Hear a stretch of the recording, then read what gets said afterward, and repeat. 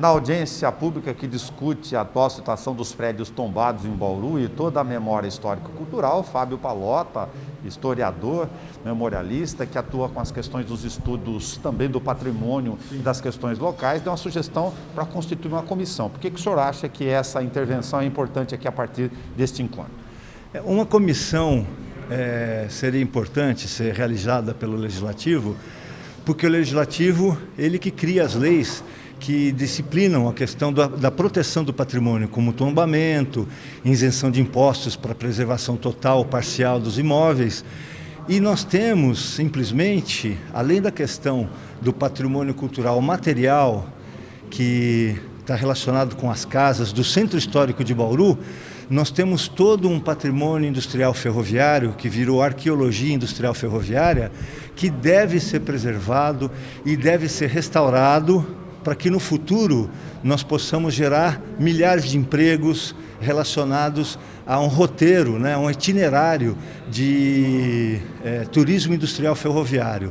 Bauru tem hoje o maior acervo industrial ferroviário do interior do Brasil, com a maior estação, a nossa estação central em Art Deco, que tem que continuar tombada, não pode ser passada para iniciativa privada, tem que se manter os trilhos para que a gente possa sair para esse roteiro de turismo industrial ferroviário a partir da estação central. Eu sou entusiasta de que a Secretaria da Educação e também a da Cultura, quem sabe até outros órgãos da administração, vão para a estação central para que a gente possa dar visibilidade a esse patrimônio. A nossa esplanada central, a nossa área de manobras ferroviárias, é uma das maiores do Brasil e tem o maior acervo industrial ferroviário do Brasil. O professor Nilson Girardello, da Unesp, ele identificou que as nossas oficinas, até 1970, com a vinda da indústria automobilística para o Brasil, elas foram as maiores oficinas do Brasil, as oficinas da Estrada de Ferro Noroeste. Então, essa comissão é importante, legislativo, chamar os estabelecimentos de ensino superior, as universidades, a própria Unesp, para a gente começar de uma forma frenética, porque a gente não pode perder mais tempo, discutir o que nós vamos fazer com o nosso patrimônio. Todo patrimônio ferroviário tem que ser intocado? Não, a gente pode passar parte desse patrimônio para a iniciativa privada, mas grande parte dele tem que ser pensado para fazer um itinerário, um roteiro de turismo industrial ferroviário, porque nós temos o quê? 20, 30, 40 cidades da nossa região, todas interligadas pela ferrovia. Como o Segala falou, é uma coisa muito difícil, mas não é impossível. E a gente tem que pensar, em algum momento, começar a fazer tudo isso, né? Eu não diria que isso tem que ser transformado eventualmente em mais de uma frente, porque tem a questão que envolve a União, o passivo ferroviário, a questão da concessão para o projeto de maior porte e depois, num segundo eixo, a questão dos prédios especificamente que estão vinculados ao Condepat? Olha, em primeiro lugar, como você falou, a gente tem que reunir todo mundo nessa comissão e, quem sabe, até fazer um concurso para a gente ter um projeto que seja o projeto da cidade. E com o projeto nas mãos, a gente pode ir para o Estado, pode ir para a Federação, para pensar nesse roteiro, conversar com a empresa que está sendo a subsidiária do transporte ferroviário e, junto nessa comissão, nós podemos também fazer uma coisa que é importante, que é a discussão principal dessa audiência pública, que é que são os imóveis do patrimônio cultural material, que são em torno de 40 imóveis tombados, que merecem e precisam incentivo para que continuem preservados.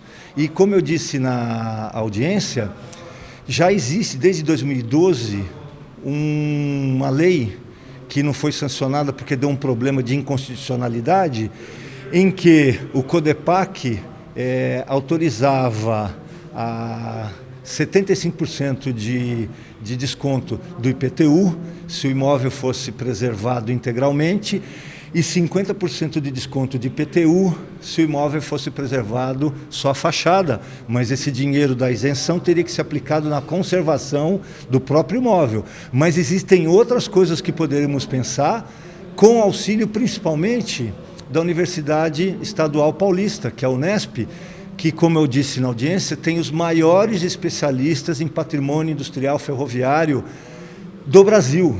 Professor Nilson Guirardello, professor Eduardo Romero, professora Rocio, e outros professores que não me recordo, e peço desculpas de não recordar o nome deles, mas são os maiores estudiosos, os maiores entendedores desse patrimônio e com conexão internacional. São conhecidos na Espanha, são conhecidos na Inglaterra, são conhecidos em Portugal e poderiam nos ajudar na consecução, na realização desse projeto. E uma vez pronto o projeto, vamos ver quem é que pode, a nível mundial, a nível de América Latina, a nível de Estados Unidos, ajudar nessa preservação, porque, de novo, o patrimônio industrial ferroviário de Bauru é o maior patrimônio industrial do interior do Brasil. Não existe nada igual. Nesse caso, a ação, lógico, tem urgência, porque alguns dos imóveis, como infelizmente pontuados, já estão em condições, inclusive, de avançada depreciação. Infelizmente. Então, seria uma coisa assim, como eu falei assim, frenética, para ontem cedo, para a gente começar a conversar e, principalmente, nós deveríamos fazer de alguma maneira, inclusive lançando mão dos meios digitais, virtuais, de conscientização da população. Eu tenho certeza que 2/3 da população de Bauru tem uma memória ferroviária afetiva muito forte, de parentes, amigos, tios, avós que trabalharam na ferrovia e se lembram dessa questão. Fora as pessoas que têm a minha idade, que usaram a ferrovia.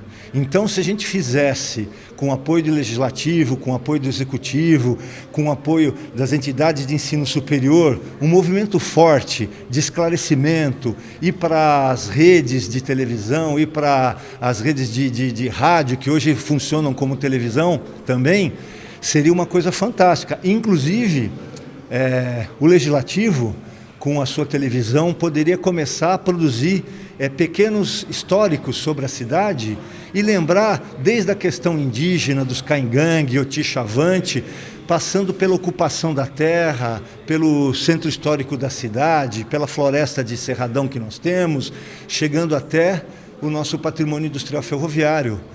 Bauru não nasceu pela ferrovia, nasceu pelo café, mas se desenvolveu e foi fantástica pela ferrovia.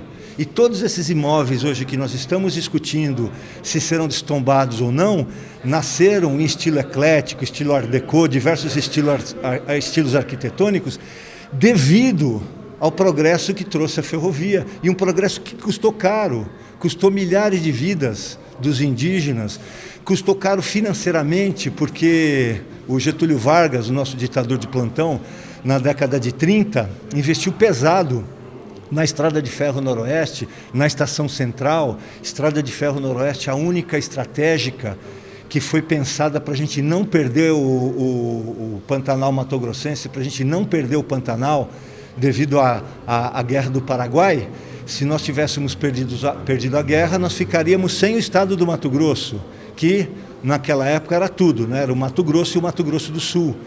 Então, a Estrada de Ferro Noroeste, ela nos dá a condição de sermos a capital nacional da ferrovia, porque todas as outras ferrovias são catacafé.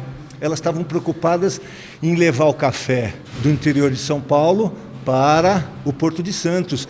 E se a gente for analisar o mapa de São Paulo, 100% das cidades ou nasceram de uma estação ferroviária ou tem uma ligação direta e reta com a ferrovia.